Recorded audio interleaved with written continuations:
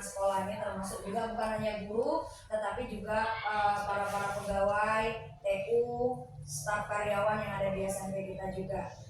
Sehingga dengan kalau kita meningkatkan sikap pada diri, respect pada diri sendiri dan orang lain, kita itu akan mengurangi tingkat stres. Katanya begitu.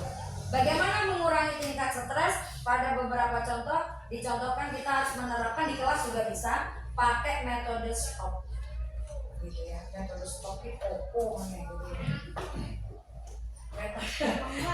metode stop bukan diem saja bahwa kita itu nanti membuat kelas kitanya yang harus stop tuh kitanya sebelum kita siap ya.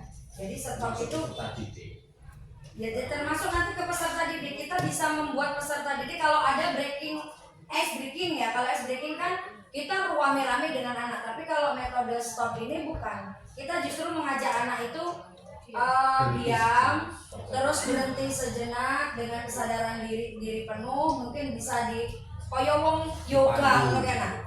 Diam, kemudian merenungi diri sendiri, tarik nafas, merasakan nafas kita itu gerakan nafas kita kemana, pakai nafas perut. Kemudian sadari 5 KSD tadi gitu ya. Sadar diri, bukan sadar posisi, sadar diri, sadar sosial, bahwa anak-anak ini adalah objek pembelajaran gitu ya. Jadi lama-kelamaan kalau kita sudah tenang, baru kita mulai lagi pembelajarannya. Begitu kalau kata yang di sini. Nanti bisa kepada siswa juga. Yang saya jelaskan ini tadi khusus saya. Misalnya anak wes ruwet, maka kita diam sejenak. Kita tarik nafas, buang nafas. Kayak orang yoga itu, ya pakai sekitar 5 menit lah. Buang, tarik nafas, rasakan nafasnya bergerak dalam perut kita. Kemarin diajarin begitu. Kemudian dibuang, gitu ya, tarik nafas lagi, gitu ya. Kalau pada siswa bisa, pada saat siswa kemeruap, kita tenangkan dulu, suruh duduk, setelkan musik dulu. Musik dulu. Kalau misalnya pas kita bawa HP, kan suara HP kita kuat gitu ya. Setelkan dulu. Nanti kan anak opo kayak gitu ya. Anak akan duduk, terus kita bertindak sebagai narator gitu loh. Gitu ya. Jadi kita itu membuatkan begitu ya. Gitu. Jadi kita berhenti semua, kemudian yang kedua itu take a break tadi, nafas dibuang gitu ya, terus amati nafas kita kemana, amati di sekitar kita, apa yang bergerak di sekitar kita, tapi tidak boleh bicara gitu ya. Terus terakhir lanjutkan yang terakhir, jadi STOP, S itu berhenti, yang kedua take deep breath, tarik nafas dalam-dalam, yang ketiga itu adalah amati, observe. Terus kemudian P-nya itu adalah melanjutkan. Jadi kalau sudah tenang sekitar 5 menit lah. Nah, itu caranya tadi pakai metode stop.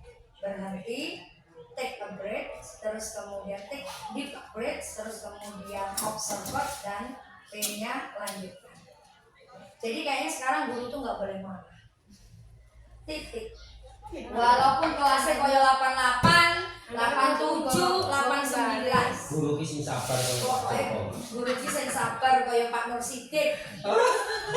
Angger mergo 88 iso amale akeh. Iya, pokoknya begitu. Enggak menyelesaikan masalah. Jadi marah-marah itu hanya menghabiskan energi dan kalau kata pengawas kita mengurangi kecantikan. Nah, begitu ya. Nanti kita cepat tua, nggak bisa menyaksikan murid-murid kita sukses. Sekali lagi, gurunya untuk melaksanakan pembelajaran berdiferensiasi, gurunya harus senang, gurunya harus tenang, gurunya harus ikhlas dan nyaman dengan proses. Masuk dengan bahagia. Nah, masuk dengan bahagia.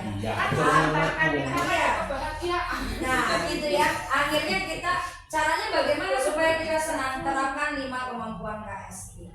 Insya Allah sekolah kita nanti ya iya. Oh, itu gempon Ibu Bapak. Terima kasih ininya pertemuannya.